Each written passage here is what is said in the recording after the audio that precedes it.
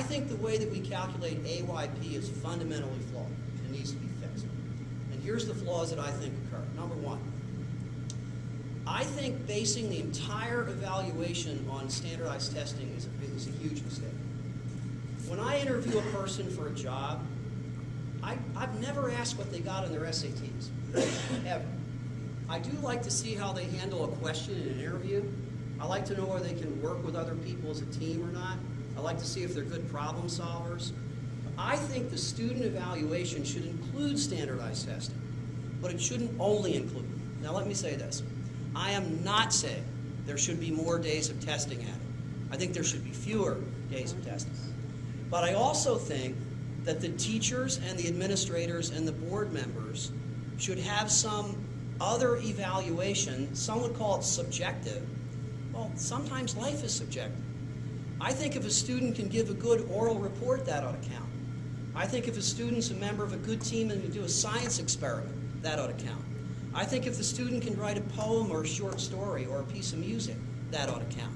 So I think in evaluating a child's progress to look only at standardized test scores is a mistake, and I'd fix that. Number two, the way we evaluate special education is all wrong. And I'm sure there's a lot of districts and schools in this room that aren't making AYP because of special ed. Here's what I would do instead to fix it. Let me say parenthetically, I want every child with a disability to have the very best education possible for that child. I don't want to dumb it down or dial it back or do anything to hurt that child. I don't think there's any child should be told, oh, there's some limit beyond which you can't go. I wouldn't want to hear that for my daughters, and I wouldn't want to hear it for other kids.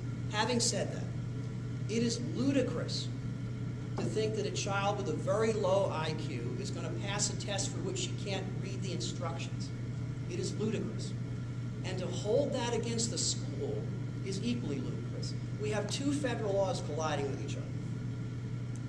We have No Child Left Behind, which essentially says test almost every child on the same test, irrespective of their cognitive capacity. And then we have another law, the IDEA, which says you have to have a special curriculum for every child who's classified. The I in IDEA stands for individual. So here's what I would do. I would say that each year when the IEP is written between the child study team and the family, there should be a negotiated agreement as to what measurement the child will be measured against to find progress. In other words, I think the parents and the child study team want to say, we think the right goal for Mary or John this year is X. And if the school meets it, it makes AYP for that. If it doesn't, it doesn't. I'm not trying to breed more litigation. Lord knows we don't need that out of IDEA. But I think that's a better way to do this. If we're going to have an individualized curriculum for classified children, we ought to have an individualized measure of standard as to how they progress as well. Third thing, we need to have what's called longitudinal testing to evaluate whether kids are making progress. Here's the way I understood this.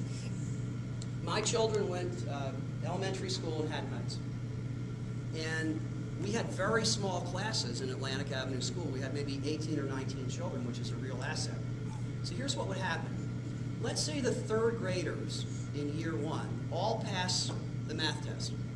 So the school reports 100% of children being competent in the math test. And the kids move on to fourth grade. Then the second grade moves up to third grade. And they have 19 kids, right? 20 kids all around them making math easier. I'm not very good at math. And 4 of those children have some issues. 2 of them come from a home where there's some disturbance and the child's a little bit rattled by it. And then 2 of them have some cognitive issues. And 16 kids pass the test and 4 do not. Well, according to the way No Child Left Behind is written now, the school would fail to make AYP because you went from 100 to an 80. But we're not measuring the same children. What we ought to be doing is measuring this year's 4th grade against how well they did last year in 3rd grade. So you're measuring like children to like children.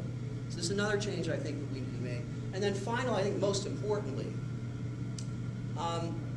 the basic promise that was made when No Child Left Behind was enacted in 2002, and I supported it, was that the additional services that would be needed to help children in that bottom decile move up would be funded by the federal government.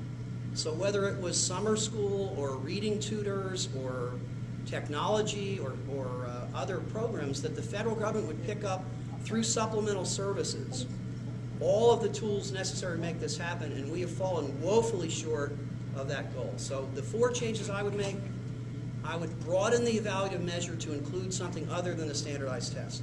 I would change the way we measure special education students, not in any way depriving them, but having a more accurate measure of what they really have accomplished. I would switch to longitudinal testing, so we're measuring children against themselves year to year, not against another group of kids. And I would fully fund the supplemental services so a school didn't make it had a chance to do this. Thank you. Okay, I'm going to go, since we're talking about IDEA, I wanted to go into the funding.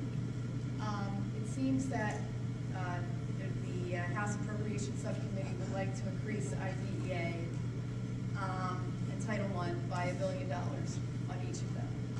In order to do that, they want to eliminate all the competitive grants. The Senate does not want to increase them, and they want to keep the grants in place. What's your opinion on that? Well, surprisingly, I find the House version to be much more wise, as usual. And by the way, there's a saying in Washington when I first got there as a Democrat. One of the senior Democrats said to me, you know, around here the Republicans are the opposition, but the Senate is the enemy. There is a sort of an understanding here about the House and Senate. Yes. But let me say why I think that the House proposal is better. IDEA was not meant to be a competitive program where who comes up with the most new faddish idea to deal with special ed kids. It was meant to be a guaranteed revenue stream. Well, let me back up a second. Before 1974, the level of education that special education children got was entirely up to the local state. Pretty much did what you thought was best for that student. New Jersey, happily, has long had a history of high-quality education for all children. There were states where this is not true. Some kids were literally kept out of school. They were educated in broom closets. Frankly, in the Jim Crow South, it was more often the children of color that were excluded and classified as, quote, retarded, which was the word of the day. And the law in 1974 was designed to make sure that there was a federal right for every child in every community to get a high-quality education. I'm for that. But there was a promise made in 1974 that no less than 40% of the cost of providing that high-quality education, no less than 40%, would be borne by the federal government. Today, the percentage is 17%, and you're picking up the other 83. So I obviously favor anything that moves the number higher. And let me say, $1 billion does very little, by the way. That's not much money nationally. It isn't, but do you think there'll be some sort of compromise with, it won't go to $1 billion, but it might go to It'll probably go to 600 or 700 million the way this works.